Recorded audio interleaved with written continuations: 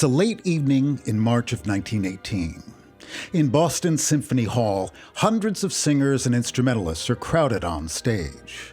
They're being led by a man speaking in a heavy German accent named Karl Muck. He's the type of person you'd barely notice if you saw him on the street. But on the conductor's podium, he's a commanding presence. In many ways, he embodies the old Hollywood stereotype of an elite German officer. He's lean and crisply dressed, with jet black hair and angular features. He even has the traditional dueling scars underneath his cheeks. The atmosphere in the hall is tense. It always is when Muck's leading a rehearsal. He rarely smiles, and if he cracks a joke, it's usually sarcastic. Occasionally, he flies into a rage over something that seems trivial. He rules by fear. But the musicians respect him. They've never seen a conductor whose knowledge of music was so complete. And his experience is undeniable. He's got well over 1,000 performances under his belt in concert halls and opera houses around the world. Muck's conducting is strangely mesmerizing. His style's minimal, almost detached. He controls the huge ensemble with tiny flicks of his baton. Although his manner's decidedly non-charismatic, that just reinforces his power. And his formality is perfect for Boston, a city that's proud of its reputation as a beacon of high culture and education. Muck and his musicians are putting the final touches on a project he expects to be a milestone in his tenure as the Boston Symphony's music director. Performances of Johann Sebastian Bach's massive oratorio, The Passion According to St. Matthew. Many people think it's the greatest piece of music ever written, but conductors regularly cut it down, believing modern audiences won't sit through all of it. It's the type of compromise that drives Muck crazy. Conductors aren't supposed to be entertainers. To him, they should be musical high priests, educating the unwashed masses. It's his moral duty to restore Bach's music to its original state and compel BSO patrons to hear the whole thing.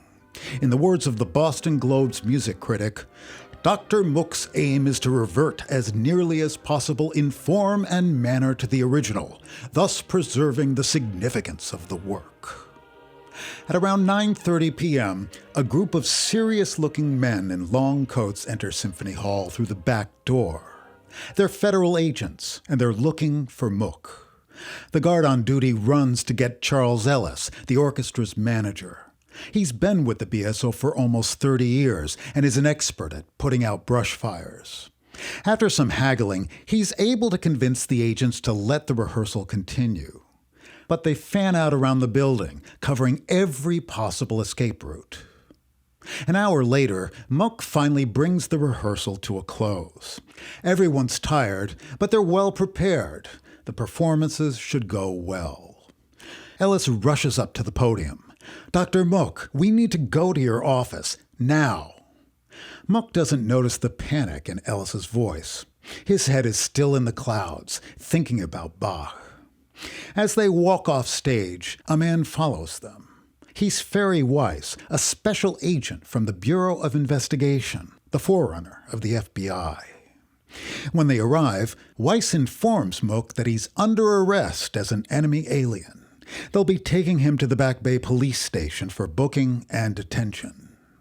Lighting up a cigarette, Muck remains calm. The glow of having hundreds of musicians follow his every command for 3 solid hours still hasn't worn off. And he has so many powerful friends in this town that he just assumes everything will get fixed within a few hours. But in fact, Karl Muck will never conduct the Boston Symphony again.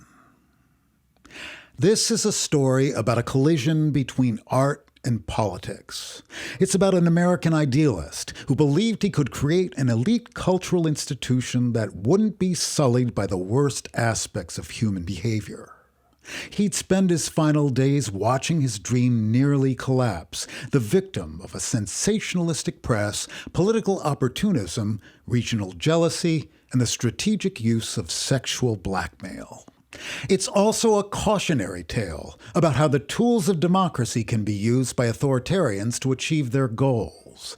A president who'd won re-election by boasting that he'd kept us out of war was now sending hundreds of thousands of young men into a conflict that had already killed millions.